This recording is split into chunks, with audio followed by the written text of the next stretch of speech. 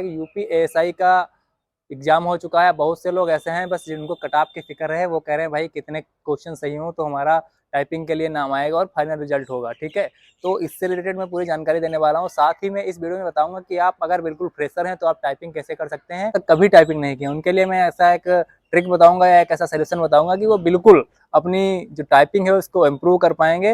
हालांकि दोस्तों typing practice से आती है, लेकिन मैं आपको बता सकता हूँ कि आप किस प्लेटफॉर्म से कर सकते हैं जिससे कि आपकी टाइपिंग स्किल इंप्रूव हो जाए। जो बहुत से ऐसे लोग हैं जो इंस्टीट्यूट उनके पास है नहीं, तो आप निश्चिंत हो जाइए। आप अगर मेहनत करने के लिए तैयार हैं तो आप बिल्कुल टाइपिंग सीख पाएंगे। जैसा कि आप सबको पता है कि बहुत से ऐसे लोग होंगे जो आपको बता रहे हैं टेलीग्राम पे 170 क्वेश्चन वाले, 175 क्वेश्चन वाले, यानी कि 350 नंबर वाले, 340 नंबर वाले, वो आपको केवल इसलिए बहका रहे हैं कि उनके ऑलरेडी नंबर आपसे बहुत कम है। जिनके 120-30 क्वेश्चन सही हैं वो यही बताएंगे कि हमारे 170 सही हैं।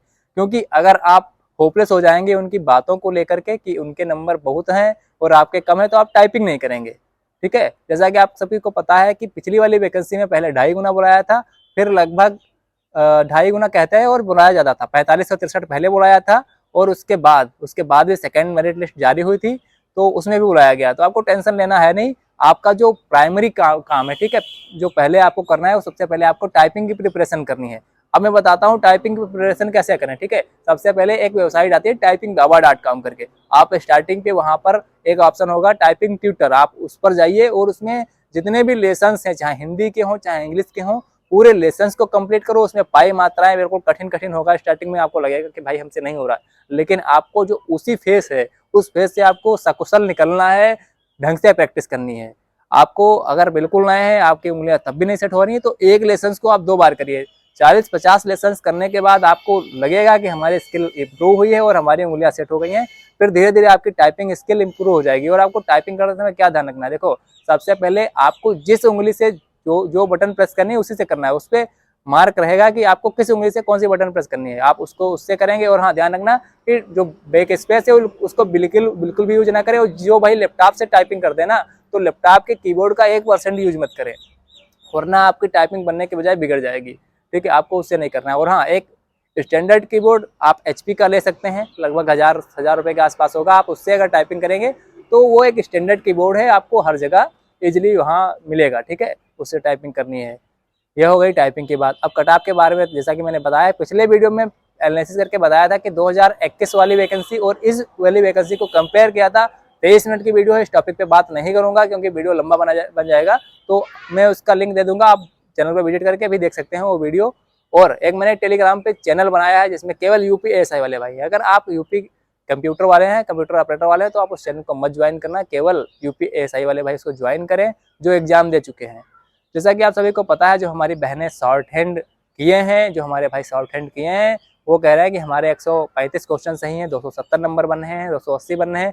तो आपको टेंशन लेने की जरूरत है नहीं। पिछली बार भी वैकेंसी खाली गई थी स्टेनो की, तो इस बार भी ऐसा होगा। और हाँ, अब इस बार जो कट ऑफ स्टेनो से अकाउंटेंट की कम जाएगी। बोलो कम क्यों जाएगी भाई? कम इसलिए जाएगी क्योंकि जितने भी बीकॉम और ओ लेवल वाले लड़के थे उनको जॉब मिल चुकी है ऑलरेडी। मिलने का मतलब सेंस ये है कि 1828 वैकेंसी असिस्टेंट अकाउंटेंट की और 530 वैकेंसी ऑडिटर की आ चुकी हैं, जिसमें ऑडिटर का 530 वाली का रिजल्ट आना है, जस्ट अभी नवंबर में आ जाएगा। और असिस्टेंट अकाउंटेंट की DV लगी है, वो भी 2800 ग्रेड पे की जॉब है। वो एक सिविल जॉब है, कोई बहुत ज़्यादा उससे वर्कलोड है नहीं। तो जिसका उसमें हो गया है वो इसमें नहीं आएगा, क्योंकि पुलिस विभाग में लोड तो रहता ही है, क्लर्क का काम है, पूरा मेहनत तो है ही।